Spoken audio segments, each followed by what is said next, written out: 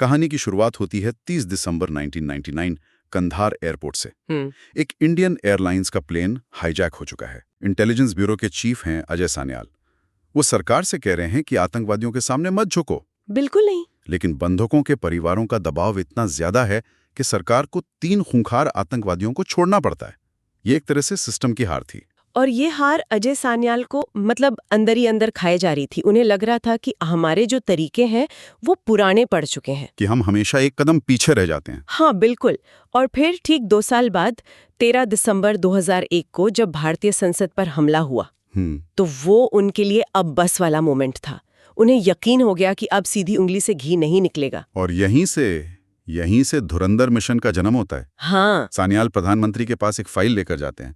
उसमें पाकिस्तान को अस्थिर करने के कई प्लान हैं, लेकिन एक आइडिया सबसे अलग है, सबसे खतरनाक। वही था धुरंधर। वही था धुरंधर। और ये धुरंधर मिशन कोई आम खुफिया ऑपरेशन नहीं था।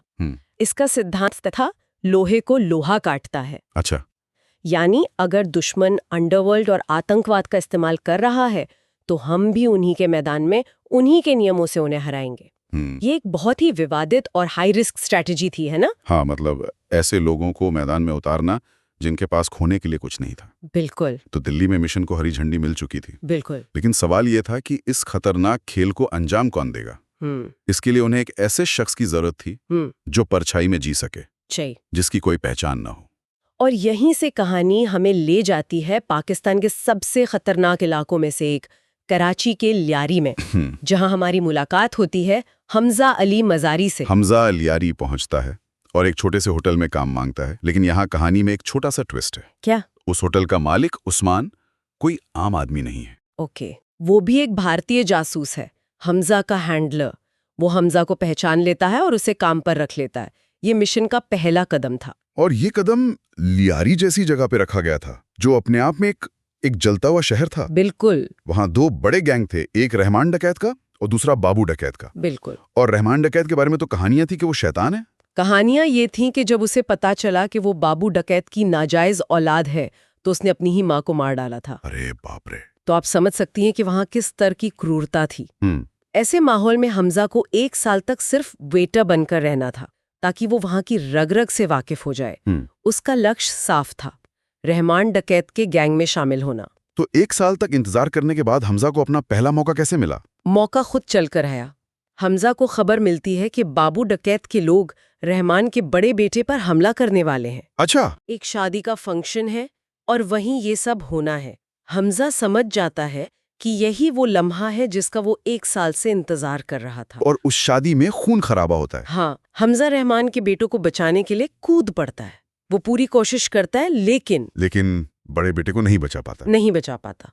पर अपनी जान पर खेलकर वो छोटे बेटे को वहां से सुरक्षित निकाल लेता है। और ये घटना बहुत बड़ी थी। बहुत ज्यादा। जब रहमान को पता चलता है तो वो हमजा को इनाम देना चाहता है, लेकिन हमजा पैसे लेने से मना कर देता है। अच्छा। और वो एक ऐसी लाइन बोलता है जो उसकी पूरी स्ट्रेटजी का निचोड़ है। क्या कहता है वो? वो कहता है, हम बलोच हैं, हम मिलकर राज कर सकते हैं। वाह, ये लाइन बहुत पावरफुल है। ये सिर्फ एक डायलॉग नहीं है, मतलब वो उसे पैसे का लालच नहीं दे रहा। नहीं, वो उसे पहचान और ताकत का सपना दिखा रहा है। एग्जैक्टली। उसने रहमान की सबसे बड़ी दुखती रग, यानी उसकी बलोच पहचान पर हाथ रखा। उसने उसे एक गैंगस्टर से एक लीडर बनने का रास्ता दिखाया। पैसों से वो एक वफादार गुर्गा खरीद सकता था, लेकिन इस लाइन से उसने एक पार्टनर का भरोसा जीता। सही बात है। यहीं पर हमजा एक जासूस से ज्यादा एक मास्टर मैनिपुलेटर के तौर पर नजर आता है और रहमान उसे अपने गैंग में शामिल कर लेता है। तो हमजा ने रहमान के गैंग में अपनी जगह बना ली, लेकिन सिर्फ गैंग में घुसना ये तो काफी नहीं था ना? नहीं, उसे रहमान का सबसे करीबी बनना था, उसका दाहिना हाथ। उसने ये कैसे किया? उसने रहमान की सबसे बड़ी कमजोरी का फायदा उठाया, उसका गुस्सा और बदला लेने की आग।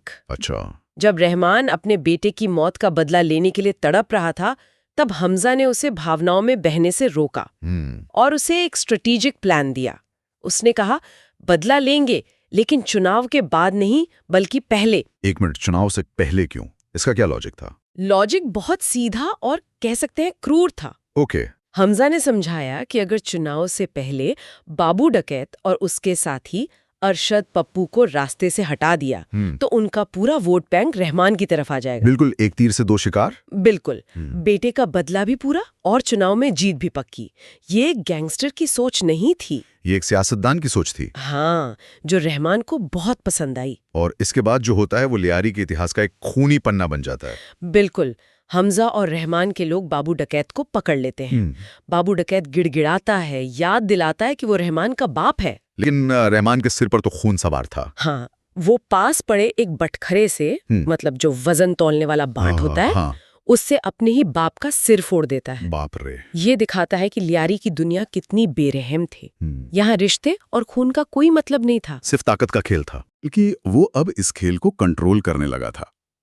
हाँ, लेकिन जैसे ही हमजा को लगता है कि वो चीजों को कंट्रोल कर रहा है, खेल और भी बड़ा और खतरनाक हो जाता है। अब कहानी में नए खिलाड़ी आते हैं। तो लियारी की गैंग वॉर अब सिर्फ गलियों की लड़ाई नहीं रही, नहीं, इसमें अब बड़े खिलाड़ी कूद रहे हैं। सही कहा। एक तरफ है एमएलए जमील, जो रहमान की बढ़ती ताकत से परेशान है और उसे खत्म करना चाहता है।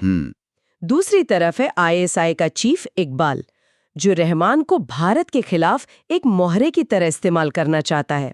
अच्छा। और फिर आते हैं खनानी ब्रदर्स, जो नकली भारतीय करेंसी छापकर भारत की अर्थव्यवस्था पर हमला करने की फिराक में है। और इन सब के बीच में एक और खतरनाक खिलाड़ी की एंट्री होती है, एसपी चौधरी असलम। हाँ, एक ऐसा पुलिस वाला जो कानून के नाम पर अपना अलग ही खेल खेलता है। हमजा अब मकड़ी के एक ऐसे जाले में फंस चुका था जहां हर धागा एक अलग दुश्मन ने बुना था। आईएसआई को बलूचिस्तान से हथियार चाहिए थे भारत पर हमले के लिए। हाँ, और वो डील रहमान के जरिए हो रही थी।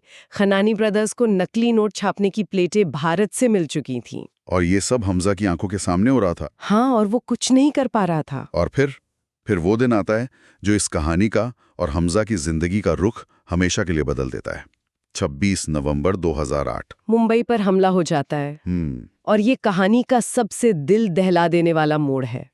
हमजा को पता चलता है कि मुंबई हमलों में उन्हीं हथियारों का इस्तेमाल हुआ है जिनकी डील उसकी आंखों के सामने रहमान और आईएसआई के बीच हुई थी। ये तो उसके लिए एक जबरदस्त झटका होगा। मतलब ये एहसास होना कि अनजाने में ही सही, पर वो भी अपने ही लोगों के कत्लेआम का हिस्सा बन गया। बिल्कुल, ये वो पल है जब मिशन उसके लिए सिर्फ एक नौकरी नहीं रह जाता। उसका गुस्सा, उसकी बेबसी और फिर उसका संकल्प, यहीं पर एक जासूस मरता है और एक अवेंजर जन्म लेता है। सही। वो गुस्से में उस्मान के पास जाता है और कहता है कि वो सबको मार देगा, लेकिन उस्मान उसे समझाता है कि धैर्य रखना होगा। हाँ, कि एक गलती और पूरा मिशन तबाह हो जाएगा। अब ये मिशन देश के लिए कम और उसके ज़मीर के लिए ज्यादा हो गया था। तो 26/11 के बाद हमजा एक बदला हुआ इंसान है। अब वो सिर्फ आदेशों का पालन नहीं कर रहा, वो खुद अपनी चालें चल रहा है।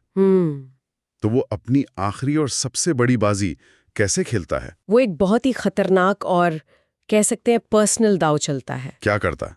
वो रहमान के सबसे बड़े दुश्मन एमएलए जमील से हाथ मिलाता है। अच्छा। और जमील का भरोसा जीतने के लिए वो उसकी बेटी यलीना से शादी कर लेता है। क्या? वो एक औरत को अपने मिशन में इस्तेमाल करता है? ये तो एक जासूस के लिए भी बहुत बड़ी नैतिक रेखा को पार करने जैसा है। यही इस दुनिया की सच्चाई है। हमजा के लिए अब सिर्फ मिशन मायने रखता था। इसके बाद वो एक और चालाकी चलता है। वो रहमान के सबसे भरोसेमंद आदमी उजैर को एक नकली हथियार डील के बहाने बलूचिस्तान भेज देता है, ताकि रहमान बिल्कुल अकेला और कमजोर पड़ जाए। एग्जैक्टली। तो अब स्टेज पूरी तरह से सेट था। रहमान अकेला है और हमजा उसके सबसे करीब। आखिरी हमला कब और कैसे प्लान किया गया? तारीख तय हुई 9 अगस्त। प्लान में 3 लोग थे, हमजा, एमएलए जमील और एसपी असलम। प्लान ये था कि हमजा किसी बहाने से रहमान को शहर से बाहर ले जाएगा, जंगल के रास्ते, जहां एसपी असलम अपनी टीम के साथ घात लगाकर बैठा होगा। बिल्कुल। और प्लान के मुताबिक ही सब कुछ होता है? लगभग। जंगल के रास्ते में रहमान को हमजा पर शक हो जाता है। अच्छा। दोनों के बीच चलती गाड़ी में एक भयानक लड़ाई होती है और गाड़ी का एक्सीडेंट हो जाता है। ओहो। रहमान घायल हालत में भागने की कोशिश करता है, लेकिन एसपी असलम उसे पकड़ लेता है। तो ये रहमान का अंत था? अंत की शुरुआत थी। दोनों के बीच एक बहुत ही क्रूर लड़ाई होती है। एक पल को तो लगता है कि रहमान असलम को मार ही डालेगा, लेकिन लेकिन तभी हमजा वहां पहुंचता है और रहमान को बुरी तरह पीटता है, अपना सारा गुस्सा निकालता है। लेकिन प्लान उसे जान से मारने का नहीं था। मारने का नहीं था, तो फिर क्या था? प्लान था कि रहमान की मौत ऐसी लगे कि वो पुलिस मुठभेड़ में मारा गया है और हमजा ने उसे बचाने की आखिरी कोशिश की। अच्छा, ताकि उजैर को शक ना हो। हाँ, ताकि बलूचिस्तान से लौटने के बाद उजैर को हमजा पर शक न हो। एसपी असलम रहमान की गर्दन में गोली मारता है और फिर हमजा उसे अपने कंधे पर उठाकर अस्पताल की तरफ भागता है, ये जानते हुए कि वो मर चुका है। ये सब एक नाटक था। एक नाटक, ताकि उसका कवर बना रहे। बिल्कुल, और ये काम भी कर गया। अस्पताल में रहमान की मौत हो जाती है और एक ऑटो वाला मीडिया को बताता है कि कैसे हमजा पागलों की तरह रहमान को बचाने की कोशिश कर रहा था। वाह! इस एक गवाही से हमजा पर से सारा शक हट जाता है। वो लियारी का नया बादशाह बनने की राह पर था और भारत का मिशन अभी भी जारी था। हाँ, तो ये भी धुरंधर की कहानी। धोखे, राजनीति और जासूसी का एक ऐसा जाल जिसका एक सिरा दिल्ली में था तो दूसरा लियारी की खूनी गलियों में। लेकिन कहानी के अंत में एक आखिरी राज खुलता है जो इस पूरे मिशन पर एक नया सवाल खड़ा कर देता है। क्या? एक फ्लैशबैक हमें 2002 में ले जाता है, जब ये मिशन बन रहा था। तब पता चलता है कि धुरंधर मिशन के लिए किसी ट्रेंड जासूस को नहीं चुना गया था। तो फिर किसे? जेल में बंद उन कैदियों को चुना गया था जिनके पास खोने के लिए कुछ नहीं था, जिन्हें अपनी जिंदगी से कोई प्यार नहीं था। और हमजा? हाँ, हमजा अली मजारी का असली नाम जसकीरत सिंह था। वो भी उन्हीं कैदियों में से एक था।